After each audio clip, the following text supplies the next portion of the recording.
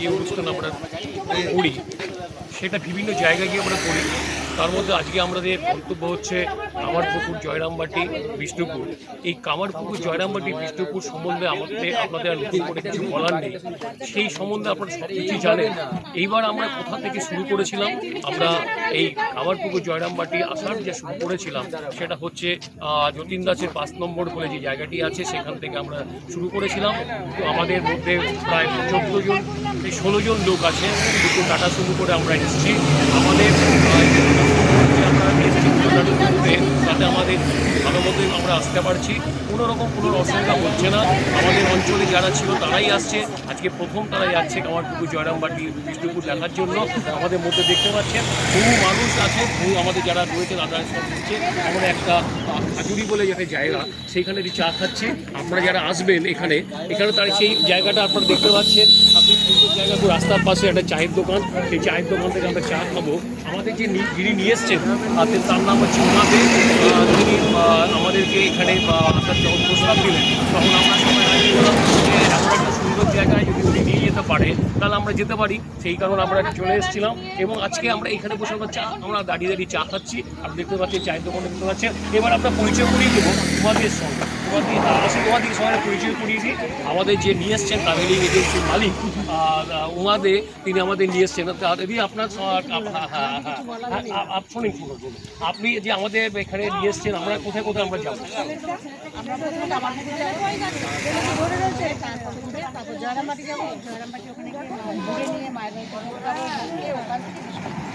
আচ্ছা আচ্ছা, এই পথে যেতে যেতে আপনার আর কি মাঝখানে কি কোনো জায়গা আমাদের দেখাবেন?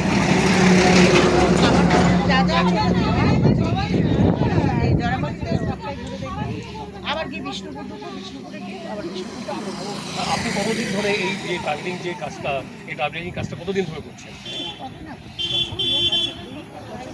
আচ্ছা, আপনার সঙ্গে আর কি আছে? আপনার সঙ্গে আরেকজন আছে। তা আপনি এই যে কাজটা করছেন, মানে এটা কি পেশাগতভাবে শুরু করলেন যখন, তখন কিন্তু আপনি পেশাগতভাবে শুরু করলেন না? এটা আনন্দ, লোককে বিভিন্ন জায়গায় নিয়ে যাওয়ার মধ্যে যে আনন্দ আছে সেটাকে বরঞ্চ আমরা ঘুরতে ভালোবাসি। তারপরে যখন দেখা যাচ্ছে যে আমরা ঘুরতে ভালোবাসি, এমন অনেক লোক আছে যারা ঘুরতে যেতে চায় কিন্তু লোক পায় না। আচ্ছা আচ্ছা, তাদেরকে আমরাও ঘুরতে যাবো, তাদেরও নিয়ে যাবো। আচ্ছা, এই ইয়েতেই আমাদের এটা শুরু। ও সেইভাবে শুরু হয়েছিল, সেটা আস্তে আস্তে আস্তে একটু বড় হচ্ছে মনে হচ্ছে। এই আমরা ওই ইয়েতেই চলি এখনো তাই। যারা যেতে পারে না ঠিক আছে চলো, তাদেরকে আগে নিয়ে চলো। আচ্ছা, কোথায় কোথায় গেছেন এর মধ্যে? আচ্ছা, শান্তিনিকেতন, তারাপীঠ আমরা এই বছরই ঘুরে এলাম মার্চে, দিল্লি, আগ্রা, মথুরা, বৃন্দাবন। আচ্ছা, এই সামনে আপনার কি কি জায়গা নিয়ে যাচ্ছেন? পুরীতে প্রোগ্রাম আছে। আচ্ছা, পুরীর পরে আর কোথায় যাচ্ছেন?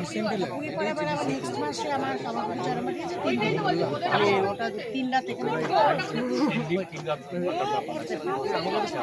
আপনারা শুনলেন উমাদের কথা। উনি আমাদেরকে নিয়ে এসছেন এখানে। আমাদের ইচ্ছা ছিল অনেক দিন ধরে আসার, কিন্তু লোক পাওয়া যাচ্ছে না, কাদের সঙ্গে যাব।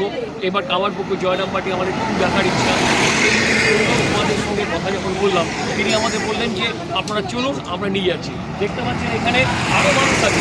এবার তাদের মধ্যে একজনের সঙ্গে কথা বলে দেবো। আপনার নামটা?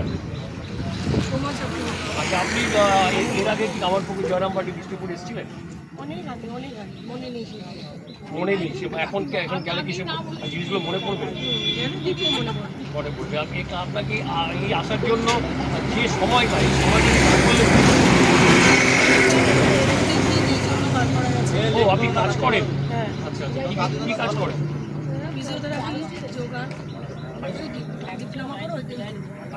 কত পেশেন্ট আছে আপনার? পেশেন্ট আছে, তাদেরকে আজকে কোনো সার্ভিস দিতে হবে না? আজকে ছুটি দেওয়া। দেখলেন তিনিও এসছেন আমাদের সঙ্গে, তার 2 ছেলেও এসছে, তার কর্তাও এসছে। এখন তিনি ব্যস্ত, চাটা খাচ্ছেন, সেই জন্য তিনি ব্যস্ত। সেই জন্য উনি একটু কথা বলতে পারছেন না। আরও বহু মানুষ আছেন। এই দেখুন এখানে চায়ের দোকানে আমরা একটু কথা বলবো। চায়ের দোকানে একটু কথা বলবো, চায়ের মালিকের সঙ্গে কথা বলবো। আমরা আপনার ওই জায়গাটা যে এসেছি, আচ্ছা আগে আপনার নাম বলুন। বলবো তাড়াতাড়ি করে নাম বলুন। হ্যাঁ শ্রীকান্ত, শ্রীকান্ত। আচ্ছা জায়গাটার নাম কি? আচ্ছা আচ্ছা আচ্ছা। এইখান থেকে আমাদের আরামবাগ হয়ে কি আমাদের যেতে হবে আমাদের ইয়েতে কামারপুকুর জয়রামবাটি? আচ্ছা আচ্ছা। রাস্তাটা কেমন? রাস্তা কেমন? রাস্তা ভালো। আচ্ছা আপনারা এখানে চা যে বিক্রি করছেন কতদিন ধরে চায়ের দোকান? বছর চারেক। আচ্ছা আচ্ছা আচ্ছা। বছর চারেক ধরে তারা এখানে চায়ের দোকান দিয়েছে এবং আমরা এই পথের পাশে যে দোকানগুলো রয়েছে তার থেকে আমরা চা খাচ্ছি। আপনারাও আসবেন, এই চায়ের দোকানগুলো খুব সুন্দরভাবে চা করে আমাদের খাওয়াচ্ছে। আমরা আশা করবো আপনাদের খুব ভালো লাগবে। হ্যাঁ, আমরা কামারপুকুর এবং জয়রামবাটি এবং বিষ্ণুপুর আসার প্রথম যে জায়গাটা আসলাম সেখানে আমরা যে একদম কাছাকাছি এসে গেছি। এইখানে গাড়ি পার্কিংয়ের যে ব্যবস্থাটা, আপনারা যদি গাড়ি নিয়ে আসেন গোঘাট থেকে আপনারা কিছুদিন 15 মিনিটের মতো লাগবে। 15 মিনিটের মধ্যে আপনারা এই কার পার্কিংয়ের যে ব্যবস্থাটা করা আছে সেখানে চলে আসতে পারবেন। কার পার্কিংয়ের জন্য সুন্দর ব্যবস্থা আছে। আপনারা যারা গাড়ি নিয়ে আসবেন তাতে কোনো রকম অসুবিধা হবে না। কার পার্কিংয়ের ব্যবস্থা করা আছে, বহু গাড়ি এখানে আছে, আপনারা দেখতে পাচ্ছেন বহু গাড়ি এখানে রাখা আছে। আপনারা যারা গাড়ি নিয়ে আসবেন গোঘাট হয়ে যারা আসবেন তারা 15 মিনিটের মধ্যে এখানে চলে আসতে পারবেন এবং সুন্দর কার পার্কিংয়ের যে ব্যবস্থা। এরপর আমরা খেতে যাবো, আমরা খাওয়াটাও আপনাদের দেখাবো, আমরা কি খাচ্ছি, কীভাবে খাচ্ছি সেটাও দেখাবো, কত দাম পড়ছে সেটাও আপনারা দেখাবার চেষ্টা করবো। আপনারা আমাদের সঙ্গে থাকবেন। পার্কিং করলাম, করার পরে এবার খাওয়ার সময় এবার কোথায় খাবো এই খুঁজতে খুঁজতে আপনারা দেখতে পাচ্ছেন আমরা এই চলে এসেছি আদি শ্রী রামকৃষ্ণ সারদা মিষ্টান্ন ভাণ্ডার, প্রসিদ্ধ বোঁদে ও জিলেপির জন্য। এইখানে আপনাদের সত্যি জিলেপি ও বোঁদের ব্যাপারটা আপনাদের দেখাতে হবে, কেননা আমরা খেতে ভালোবাসি বাঙালি। আমরা এই খাবারটা যদি আমরা ঠিকমতো খাই দেখবেন মনটাও খুব ভালো থাকে। আপনারা দেখতে পাচ্ছেন বহু মিষ্টি তৈরি করে রাখা হয়েছে, ল্যাংচা থেকে রসগোল্লা থেকে শুরু করে খেতে এখানে স্পেশাল এই জিলিপি আর সাদা বোঁদে সেটাও আপনাদের দেখাচ্ছি। এত সুন্দরভাবে এনারা তৈরি করছেন, দেখুন ওটা দাঁড়িয়ে বসে রয়েছেন, বড় বড় উনুন জ্বলছে আর তার মাঝখানে কড়াই, তার মধ্যে তেল, তারপরে তৈরি হচ্ছে জিলিপি আর বিভিন্নভাবে এগুলো তৈরি করা হচ্ছে। দেখুন দাদারা বসে তৈরি করছেন। আর আসুন আমাদের দেখাচ্ছি, আপনাদের ভিতরটা দেখাচ্ছি, দেখতে থাকুন কীভাবে এই দেখুন জিলিপি তৈরি করে রাখা হচ্ছে। এই জিলিপিগুলো রাখা হচ্ছে সুন্দর করে, আবার উনিও এখানে তৈরি করছেন। এই দেখুন বিভিন্ন জায়গায়। দাদা আপনারা এখানে কত বছর ধরে কাজ করছেন? এখানে 42 বছর ধরে একই কাজ করে যাচ্ছে। এই একই কাজ করতে করতে হচ্ছে না আপনাদের একটু বিরক্ত হয়ে যান আপনারা? আচ্ছা আচ্ছা। আপনি এখানে তো বিখ্যাত তো হচ্ছে সাদা বোঁদে। কেন সাদা বোঁদে এটা কেন? কারণ এটা সাদা বোঁদে কেন রং দিচ্ছেন না? ভালোবাসতেন, বাবা ভালোবাসতেন। আচ্ছা আচ্ছা আচ্ছা আচ্ছা। তাহলে বুঝতে পারলেন সাদা বোঁদে মা এবং বাবা আমাদের ভালোবাসতেন, তার জন্য এখানে সাদা বোঁদে। এই সাদা বোঁদের কারণটা কি? আমরা জানি আমরা সাদা বোঁদে, কিন্তু সাদা বোঁদের কারণটা কি সেটা আপনাদের অনেক উৎসুক ছিল। কী ব্যাপারে সাদা বোঁদে কেন? দেখুন আপনাদের দেখাচ্ছি। আমাদের এরা বোঁদে বিভিন্নভাবে করে রেখেছেন, পাশে রাখা আছে বিশাল বোঁদে রাখা আছে। দেখুন আপনাদের একটা সাইজটা দেখুন অসাধারণ। ভিতর দিয়ে যান, আসুন আসুন। ওনারা বলছি ভিতরে আসুন, তা আমরা ভিতরে যাচ্ছি, তো দেখাই। কেননা আপনারা আসবেন এখানে কামারপুকুর জয়রামবাটি বিষ্ণুপুরে ঘুরতে আসবেন, কিন্তু বোঁদে দেখবেন না। দেখুন বোঁদে কীভাবে রাখা হয়েছে, কি সুন্দরভাবে সাজানো আছে। এইভাবেই ল্যাংচা সাজানো হয়েছে, রসগোল্লা যা খেতে চান আপনারা পেট ভরে খেতে পারবেন। অসাধারণভাবে সাজানো হয়েছে এখানে শ্রী রামকৃষ্ণ মিষ্টান্ন ভাণ্ডার। তারা দেখুন কচুরি করে রেখেছি। এই দেখুন এই কচুরির তরকারিগুলো হবে, এখন আমরা খাবো। আপনারা দেখে রাখুন, আমরা খাবো, কিন্তু এইগুলো আমাদের প্লেটে যাচ্ছে, আমাদের টেবিলে যাচ্ছে। এবার তো আমরা খাবো, খেয়ে আমরা আবার এবার ঠাকুরের স্থানগুলো দেখতে বেরোবো। ততক্ষণে আপনারা খেতে থাকি, আপনারা দেখতে থাকুন। কামারপুকুর রামকৃষ্ণ যে জন্মস্থান সেখানে ঘুরে এসেছি। আপনারা জানেন যে ওখানে ছবি তোলা নিষিদ্ধ, ওখানে কোনোভাবে ছবি তোলা যায় না, কিন্তু সেই জন্য আমরা ওইখানে কোনো রকম ছবি তোলার চেষ্টাও করিনি, কেননা এটা একটা অন্যায় হবে। সেই জন্য আমরা ওই বইটা ক্রস করে আমরা এসেছি ধর্মদাস লাহার বাড়ি। এই ব্যাপারে দিদি বলবে এখানে কী কী আছে। আপনার নাম কি বলবেন? শ্রুতিকুণ্ডু। আমরা তার সঙ্গে এসেছি। এবং এবার আপনি এই ধর্মদাস লাহার সম্বন্ধে এবং তার এখানে কী কী বিষ্ণু মন্দির এই ব্যাপারে যদি কিছু বলেন। এখানে হচ্ছে লাহাদের মন্দির আছে, এখানে বিষ্ণু মন্দির আছে এবং ঠাকুরের সমস্ত কিছু এখানে আছে, ঠাকুরের বিয়ে টিয়ে সবই আছে। আর এখানে পাঠশালা আছে, তারপরে দুর্গা মন্দির আছে। আচ্ছা আচ্ছা আচ্ছা আচ্ছা এখানে পাঠশালা পড়ে যেখানে রামকৃষ্ণ পড়াশোনা করতেন এবং তারপরে রাস মন্দির আছে পাশে। এগুলো কি সব লাহা পরিবারেরই অংশ ছিল? মানে তখন রামকৃষ্ণের যে লাহাবাবুর সাথে সম্পর্কটা খুব ভালো ছিল এবং তারাই এগুলো করেছে। আচ্ছা আচ্ছা তারাই করেছে। তাহলে একটু আপনারা আমাদের সঙ্গে চলুন, ভিতরে কি কি আছে আমরা একটু দেখি, তারপরে আপনাদের আরও বিস্তারিত জিনিস দেখাবো। আমরা ওনার সঙ্গে একটু যাচ্ছি, গিয়ে ভেতরে কি কি আছে উনি একটু বলবেন, কি কি জিনিসগুলো আমরা দেখছি। প্রথমে আমরা এখানে লেখা দেখতে পাচ্ছেন কামারপুকুর লাহাবাবুদের বিষ্ণু মন্দির। এই মন্দিরটি উপরে নিচে ঘর আছে। আচ্ছা উপরে নিচে ঘর আছে। কোন মন্দিরের উপরে নিচে ঘর আছে? নিচে উপরে নিচে ঘর আছে। গদাধর ঠাকুর রামকৃষ্ণকে পাঠশালাতে বিয়োগ করতে দিলে এই মন্দিরে চলে আসতেন। আচ্ছা এই মন্দিরে আচ্ছা মা কালীর মূর্তি আঁকতেন এবং ধ্যান করতেন। আচ্ছা আচ্ছা এই মন্দিরটি বর্গী মারাঠাদের আমলে। আচ্ছা এখানে যখন বর্গী হামলা হতো তখন বলে তারা নিচে চলে যেত, হ্যাঁ তখন তারা শুনেছি এই মন্দিরটা ভিতরে সেটা না? আচ্ছা আচ্ছা আচ্ছা আপনাদের মন্দিরটা দেখাচ্ছি। বিষ্ণু মন্দির প্রতিষ্ঠাতা ধর্মদাস লাহার পিতা স্বর্গত জগন্নাথ লাহা স্থাপিত অষ্টাদশ শতক মানে বহুদিন আগে এই মন্দিরটা আপনারা দেখতে পাচ্ছেন, বিষ্ণু মন্দির। দেখুন মন্দিরটা দেখুন আপনারা, অসাধারণ কারুকাজ করা রয়েছে, টেরাকোটার কাজ রয়েছে এর মধ্যে। সুন্দরভাবে মন্দিরটাকে তৈরি করেছিলেন তারা। আজকেও খুব সুন্দরভাবে রয়েছে মন্দিরটা। এবার আপনাকে যা দেখাবো যে দেড়গ্রাম হইতে ক্ষুদিরাম চট্টোপাধ্যায় কামারপুকুর আগমন, এগুলো আপনারা অনেক ভিডিওতে দেখেছেন, তবুও আমরা একটা নতুন করে আপনারা দেখার চেষ্টা করছি সেগুলোকে। এগুলো আপনারা দেখতে থাকুন। যুগবতা শ্রীরামকৃষ্ণের আবির্ভাব, তাই তো? হ্যাঁ হ্যাঁ যুগবতা শ্রী রামকৃষ্ণের আবির্ভাব, লাহাদের পান্থশালায় গদাধরের সাধু সেবা এখানে। আচ্ছা আচ্ছা গদাধরের বিবাহ। আচ্ছা আচ্ছা ঠিক আছে, লাহাবাবুদের গয়না ফেরত দেওয়া হয়েছিল, গয়না লাইনে ফেরত দেওয়া হয়েছিল। আচ্ছা আচ্ছা রাসলীলা হয়েছিল এখানে, ওইখানে রাসলীলা হয়েছিল।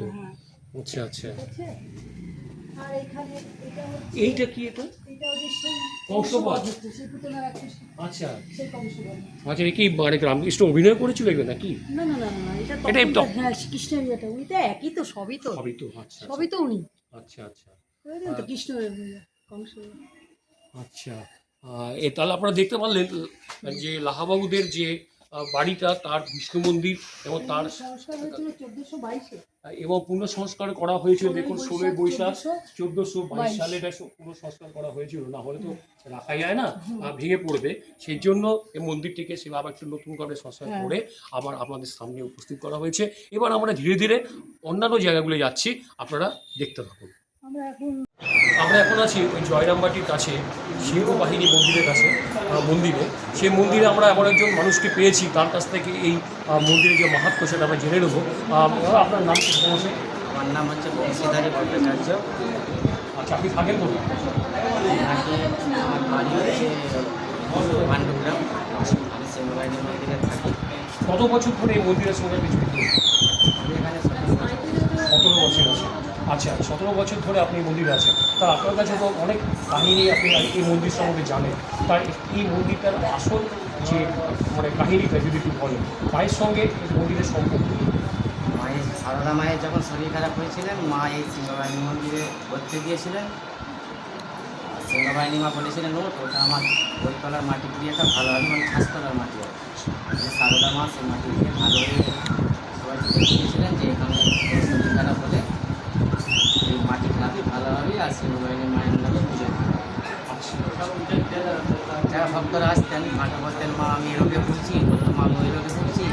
সারদা মা বলতেন যে এক কাজ কর, এখান থেকে মাটি কিনে খা, ভালো হয়। এই মাটি খাই ভালো হয়, আর সিংহবাহিনী মাকে পুজো দেয়। কোনো বিষাক্ত জিনিসে কামড়া দিলেও হয়, এবং এই মাটি গঙ্গা জল দিয়ে মিলে হাঁটুতে লাগালে কোনো যন্ত্রণা হলে। এই মাকে কে বলেছিলেন যে এখানকার মাটি? সিংহবাহিনী মা নিজে বলেছিলেন, মানে স্বপ্নে সিংহবাহিনী মা দুর্গা দুর্গা মা তো ধরতে দিয়েছিলেন এই মণ্ডপে। আচ্ছা আচ্ছা আর তখন ওরা বয়স করেছিল কত কি বলতে বয়সটা বলতে হবে? ওনার কথা তো হ্যাঁ চলছে মোটামুটি ওই সময় মা ভর্তি তখন কি মার বিয়ে হয়ে গেছে? মায়ের যখন শরীর খারাপ হয়েছিল, মায়ের শরীর পেটের রোগ হয়েছিল। আচ্ছা আচ্ছা, হ্যাঁ পেটের রোগ হয়েছিল, ওখানকার জলের হ্যাঁ, তখনই ঘুরতে গিয়েছিলেন, আর তখনই সিংহবাহিনী মা বলেছিলেন ও বলছে আমার উত্তরার মাটি পুড়িয়ে খা ভালো হয়। সেই থেকে বিশ্বাস করে এখন পর্যন্ত যাদের মাটি নিয়ে যাই খাই লাগাই ভালো হয়, তাদের মাটির পুজোটাই আসে। সিংহবাহিনী সারদা মায়ের অনেক থাকে আমার সন্ধ্যে প্রতিষ্ঠিত। ও হ্যাঁ, সেটাই মন্ডলদের প্রতিষ্ঠিত। মন্ডলের কি একটা জমিদার ছিল? ওটা বড় লোক, বড় লোক ছিল। ওদেরই হচ্ছে বংশ পরম্পরা থাকে। এখন কি তাদের আন্ডারেই রয়েছে? হ্যাঁ, এখন তাদের একটা যে কমিটি আছে সেটা আচ্ছা আচ্ছা, তাদের পুজো কি এটা প্রতি বছর কি যে দুর্গা পুজো হয় সেই সময় কি পুজোটা হয়? সেটা হচ্ছে মেন বাৎসরিক পুজো, দুর্গা পুজো, নিত্য পুজো প্রতিদিনই হয়। সারদা মায়ের ফ্যামিলির লোক এখনো সারদা মায়ের ফ্যামিলির। আচ্ছা, তাদের মধ্যে একটা নাম বলুন না, চাঁদা মায়ের ফ্যামিলির মধ্যে কেউ যদি তাদের নাম আপনি মনে আছে? কি আছে?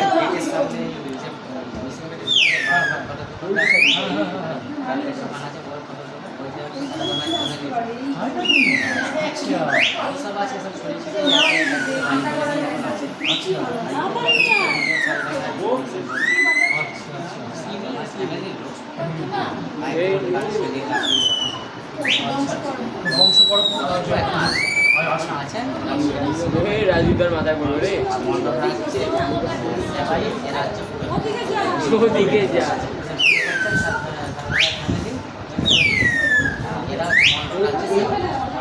কাজটি বোর্ডের মাধ্যমে চলে নাকি এদের পরিবারের কমিটি আছে? সঙ্গে আছে।